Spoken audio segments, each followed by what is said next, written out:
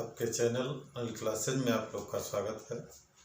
आज हम लोग बात करते हैं नाभिकीय अभिक्रियाएं कि एक्चुअल में नाभिकीय अभिक्रियाएं क्या होती हैं। तो नाभिक में परिवर्तन होने को ही नाभिकीय अभिक्रियाएं कहा जाता है। परिस्थितियों के अनुसार कभी कभी देखा जाए तो जो बड़े नाभिक होते हैं, जब उस पर न्यूट्रॉन का बम्बार्डमेंट किया जाता है तो वो छोटे नाभिकों में टूट जाता है। बड़े नाभिक को छोटे नाभिकों में टूटना ही नाभिकीय विखंडन कहलाता है। जबकि देखा जाए छोटे छोटे जो नाभिक होते हैं वो आपस में जुड़ करके जब बड़े नाभिकों का निर्माण करते हैं तब उन्हें नाभिकीय संलयन कहा जाता है। इस प्रकार से देखा जाए तो नाभिकीय अभिक्रियाएं दो प्रकार की होती हैं।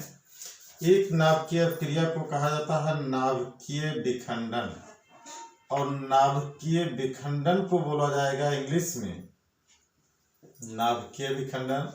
इसे कहा जाएगा न्यूक्लियर फिशन। अब बात आती है कि न्यूक्लियर फिशन क्या होगा। फिशन मीन्स टूटना या विखंडन मीन्स टूटना होता है।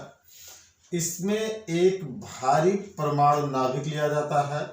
ये जो होता है भारी परमाणु नाभिक होता है, और इस भारी परमाणु नाभिक पर जब एक न्यूट्रॉन का हम बम्बार्डमेंट करते हैं तो ये लगभग देखा जाए तो दो बराबर परमाणु नाभिकों में, छोटे छोटे नाभिकों में भी टूटता है, और साथ में देखा जाए तो 3 न्यूट्रॉन उत्पन्न होते हैं।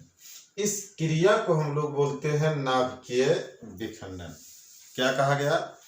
जब एक भारी परमाणु नाभिक पर न्यूट्रॉन की क्रिया कराई जाती है तो यह लगभग 2 बराबर नाभिकों में टूट जाता है, और साथ ही में देखा जाए तो 3 न्यूट्रॉन उत्पन्न होते हैं। नाभिकीय विखंडन क्रिया 2 प्रकार की होती है। एक को बोला जाएगा नियंत्रित नाभिकीय विखंडन अभिक्रिया।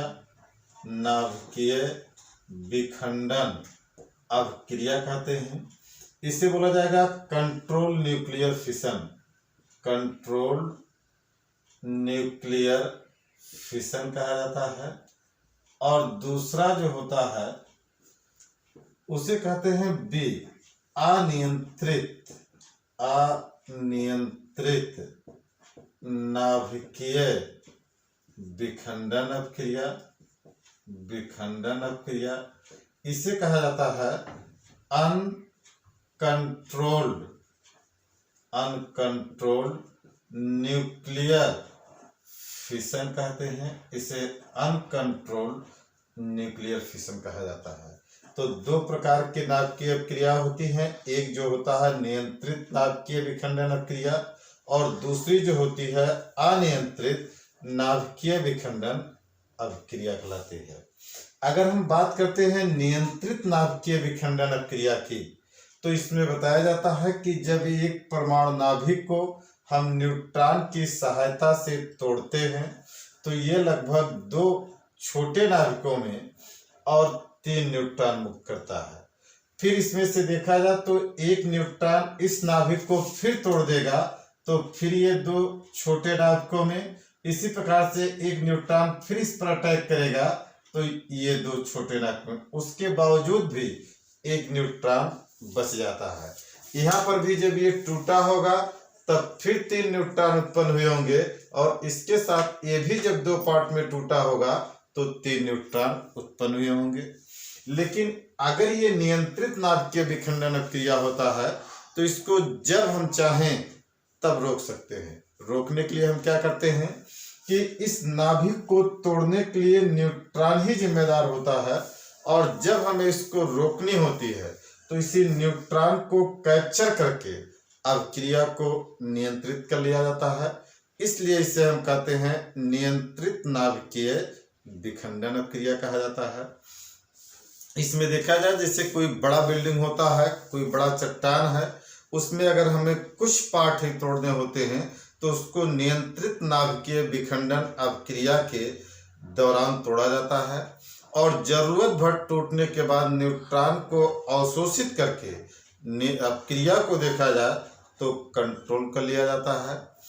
इसके बाद अगर हम दूसरे की बात करें अनियंत्रित नाभिकीय विखंडन अपक्रिया की, तो सेम यही प्रोसेस होगा, बट उसको कंट्रोल नहीं किया जाएगा और एक बड़ा परमाणु नाभिक जो होता है वह बारंबार टूट करके जब तक उसके चिथड़े चिथड़े नहीं उड़ जाते तब तक एक भारी परमाणु नाभिक जो है ये टूटता रहता है। इस क्रिया के लिए देखें, जब कोई बड़ा चट्टान होता है उसको हमें टोटली डिस्ट्रॉय करना होता है, तो उस दौरान हम अनियंत्रित नाभिकीय विखंडन अपक्रिया का उपयोग करते हैं।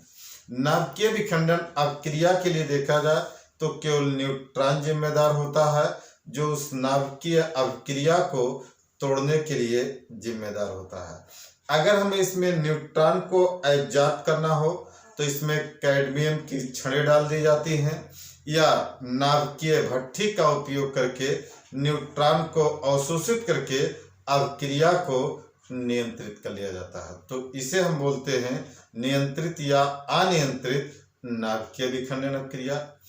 नाभिकीय विखंडन अपक्रिया पर अगर देखा जाए तो ये परमाणु बम का निर्माण करते हैं और परमाणु बम को तोड़ने के लिए बस न्यूट्रॉन की आवश्यकता होती है।